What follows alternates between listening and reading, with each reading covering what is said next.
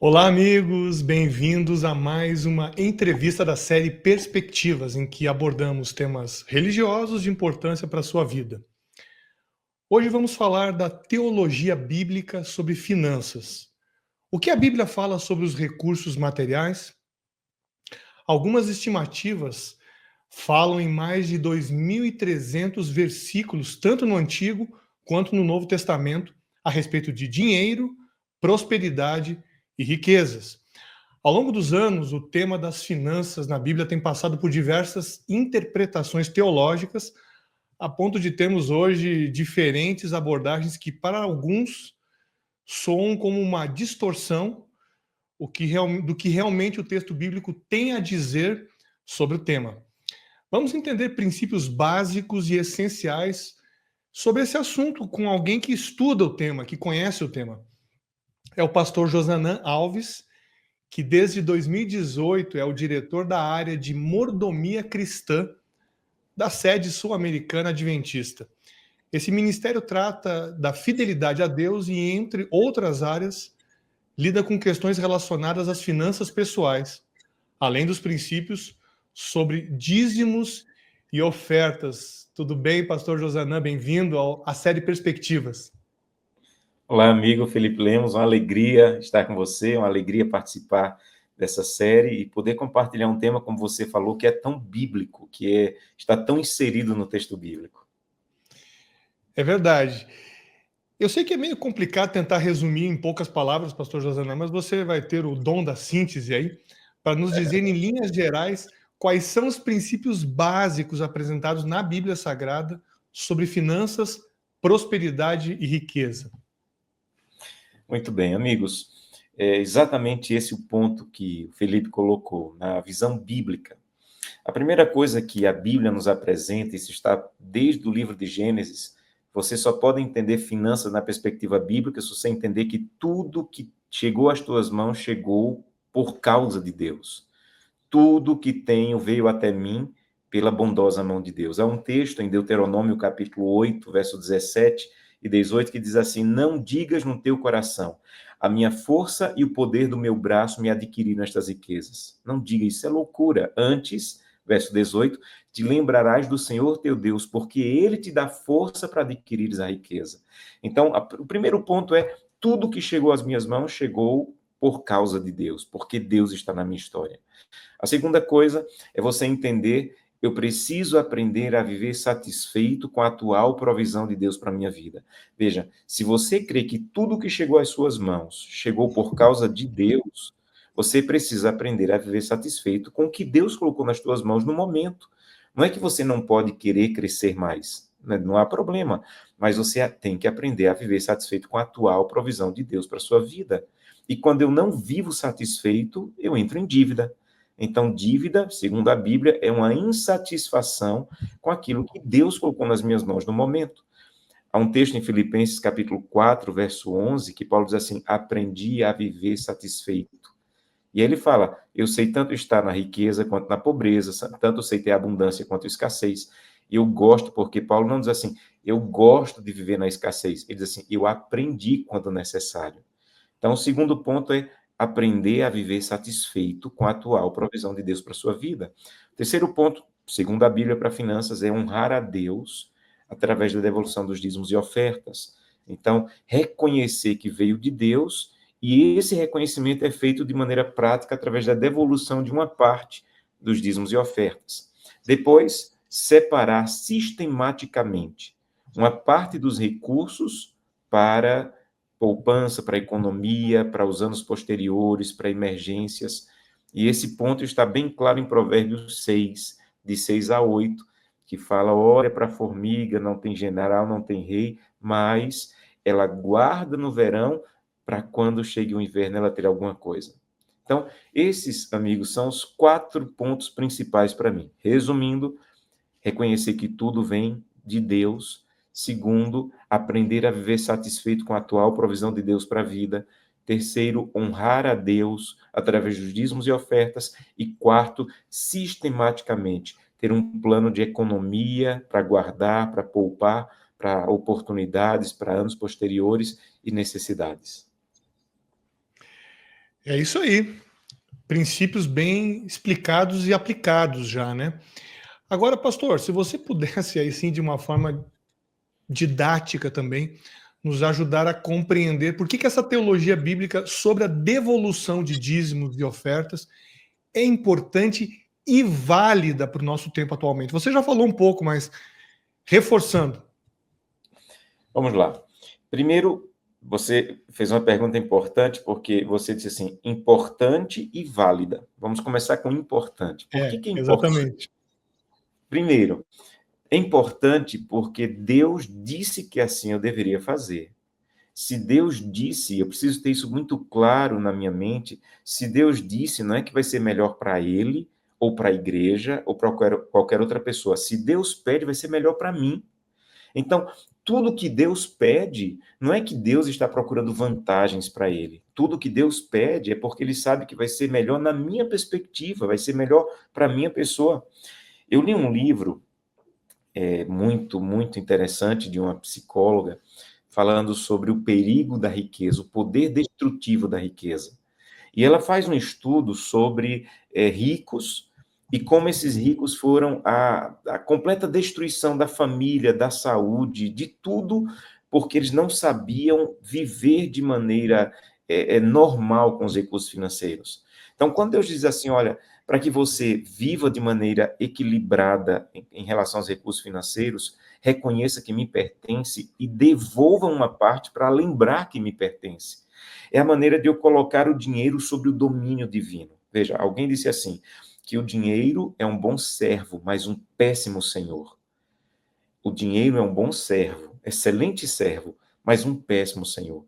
Quando eu não coloco o dinheiro sobre a perspectiva divina, e isso é mais fácil de fazer, quando eu devolvo uma parte a Deus através dos dízimos e ofertas. Então, por que é importante a devolução dos dízimos e ofertas?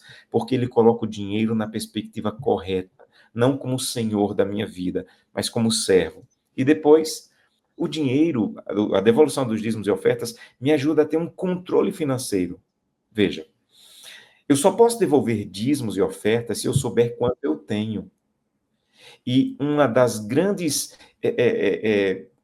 armadilhas na questão financeira é você não saber quanto você ganha e com quanto você deve viver.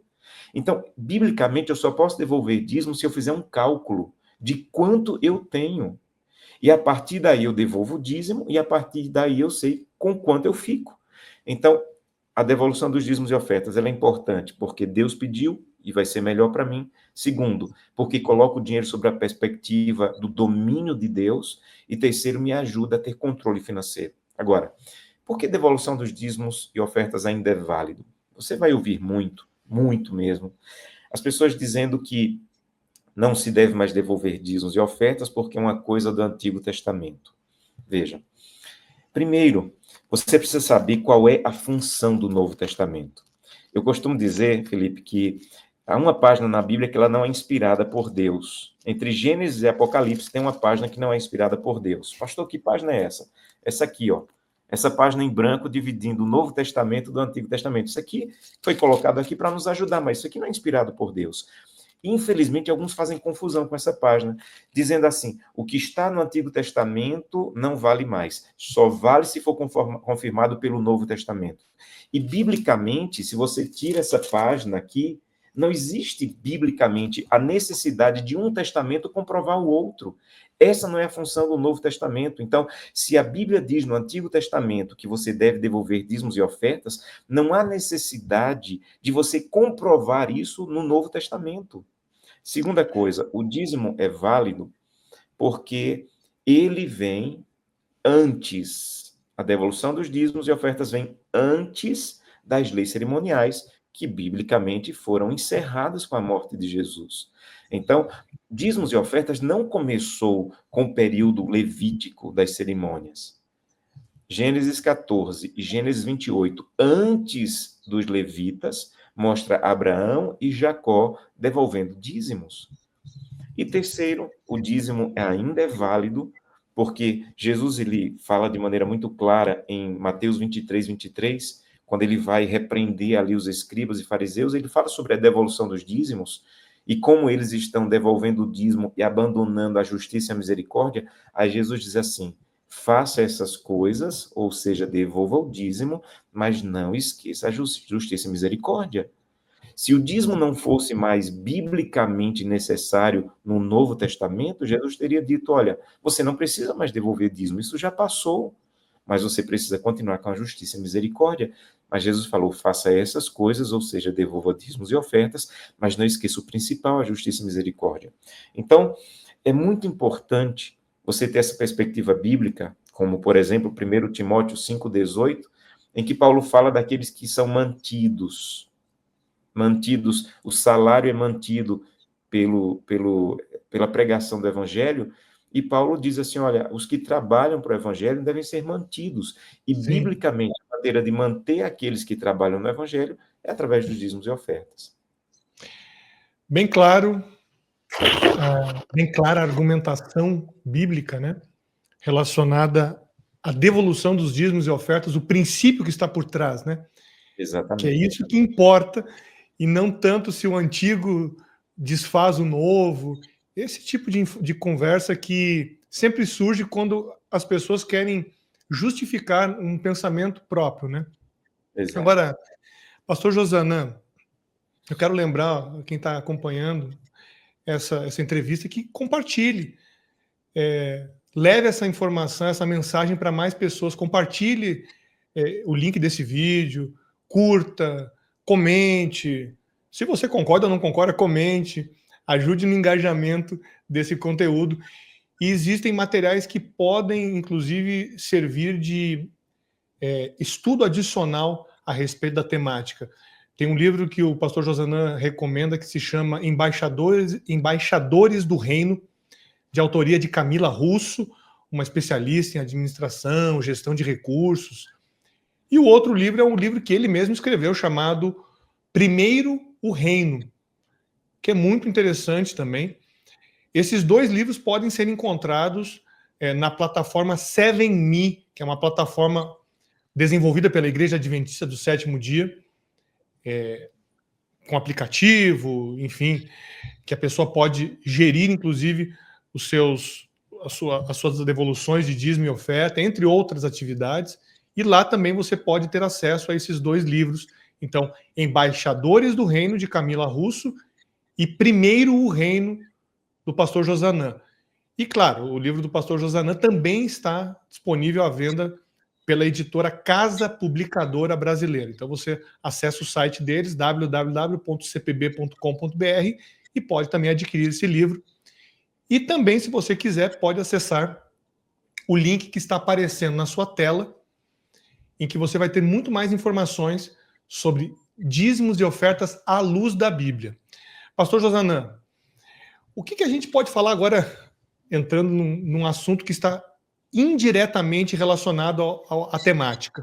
O que a gente pode falar sobre conceitos como da antiga chamada teologia da prosperidade, que tem uma versão moderna, né, que trabalha com a aplicação de diversos conceitos bíblicos para que as pessoas sejam bem-sucedidas profissionalmente de qualquer maneira? Ou seja, a ideia é mais ou menos o seguinte: se você não for bem-sucedido profissionalmente, porque tem alguma coisa errada com você, e você nasceu como um cristão, como alguém temente a Deus, para ser bem-sucedido financeiramente.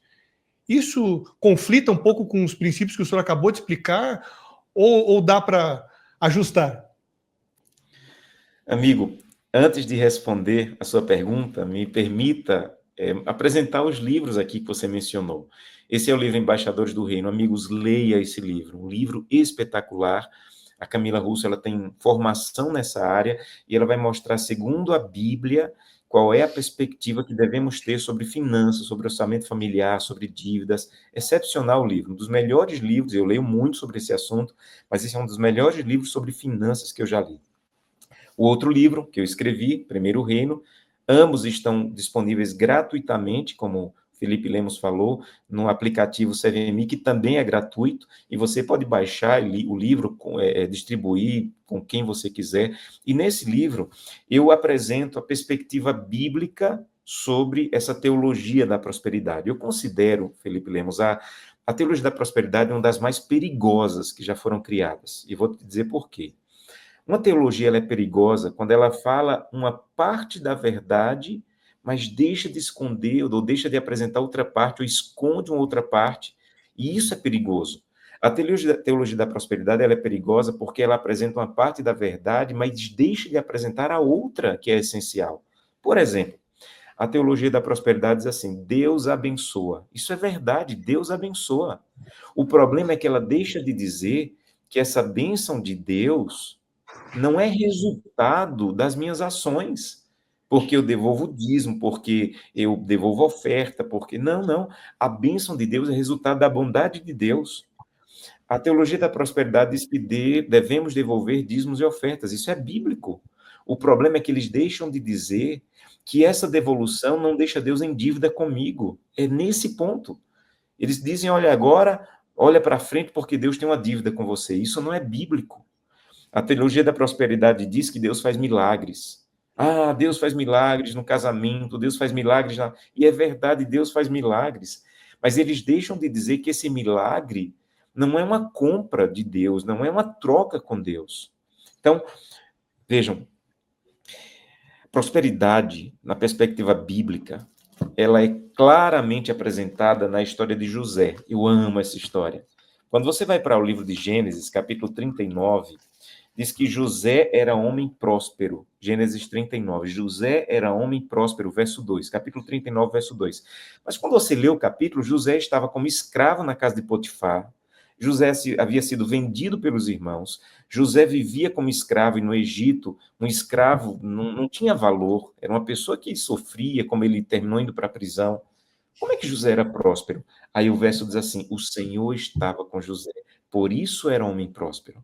Então, biblicamente, existe prosperidade, mas a prosperidade na perspectiva bíblica, ela é Deus atuando na minha vida e não uma troca com Deus. Então, vejam, teologia da prosperidade diz assim: eu dou, agora Deus me deve.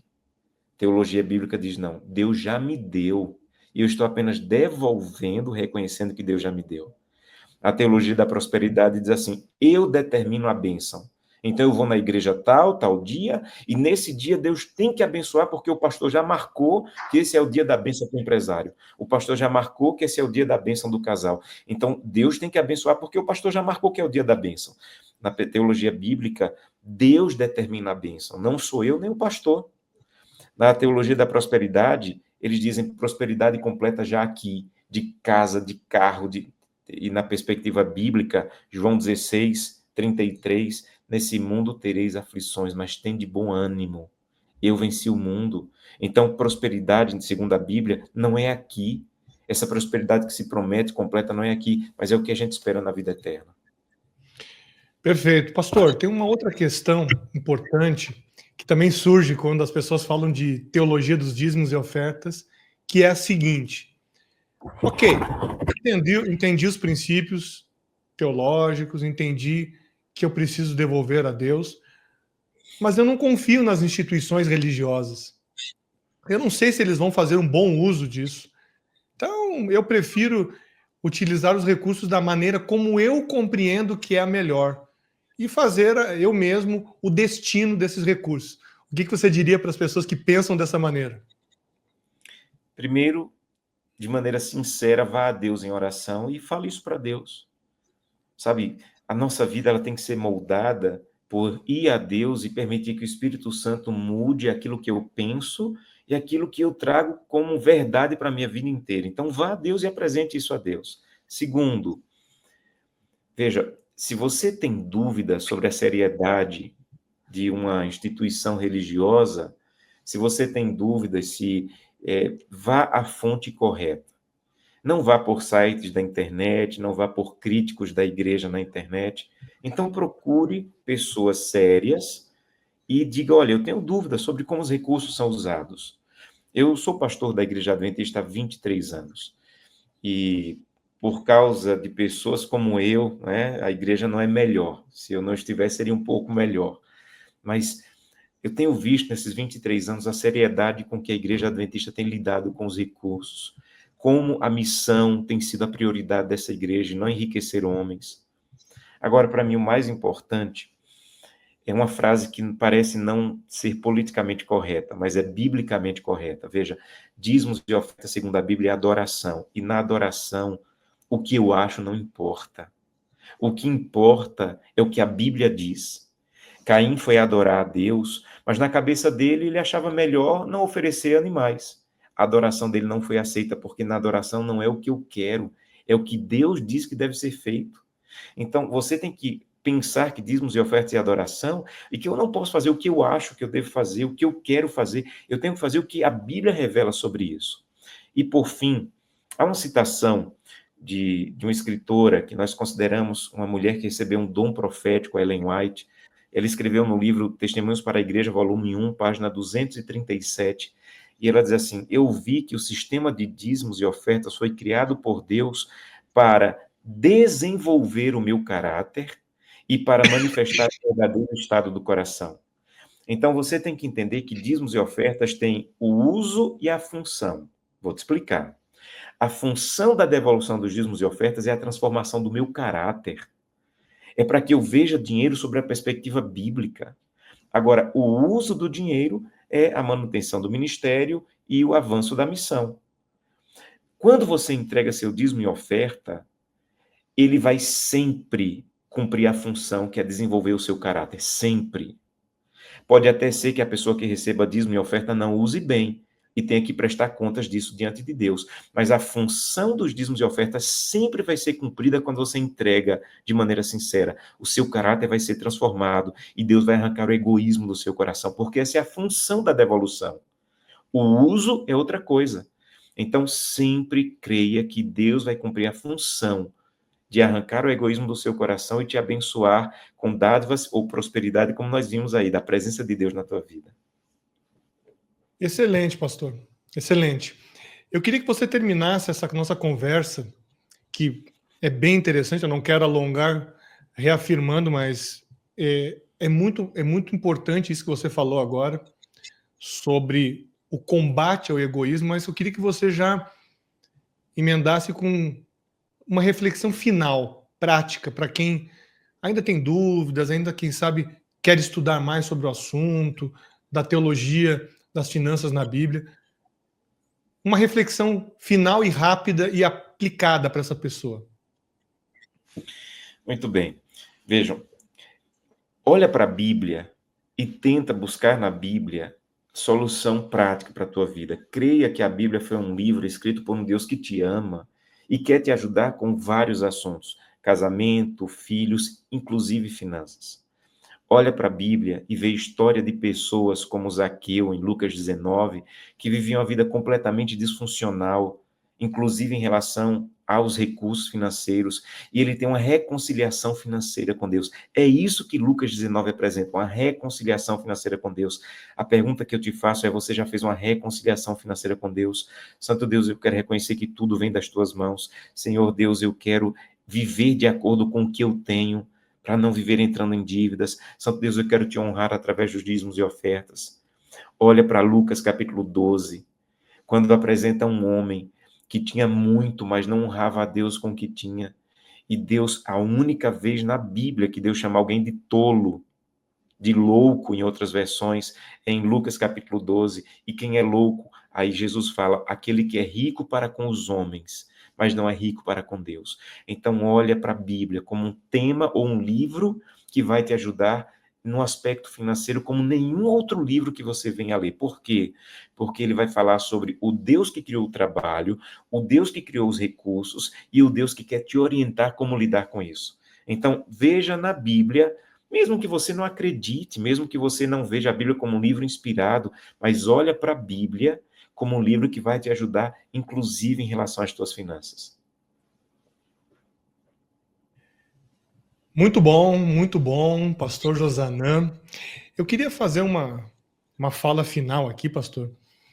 Só lembrando a quem está assistindo esse vídeo, essa entrevista, essa conversa, que continue com esse mesmo sentimento que o pastor Josanã agora sugeriu que tivéssemos. Um pensamento de reflexão, de entrega a Deus. Você pode não concordar com alguns princípios aqui apresentados, mas antes de se colocar contra eles, busque a Deus para ter uma percepção mais clara do assunto. E procure levar muito em conta isso que o pastor Josanã acabou de falar. A submissão a Deus, se é o que você deseja realmente ter na vida, a dependência de Deus, ela vai levá-lo à verdade bíblica, vai levá-lo aos princípios que Deus quer que você conheça e viva. Pastor Josanã Alves, muito obrigado, diretor de mordomia cristã da Sede Sul-Americana Adventista. Muito obrigado por compartilhar um pouco das suas percepções, do seu conhecimento, dos seus estudos conosco.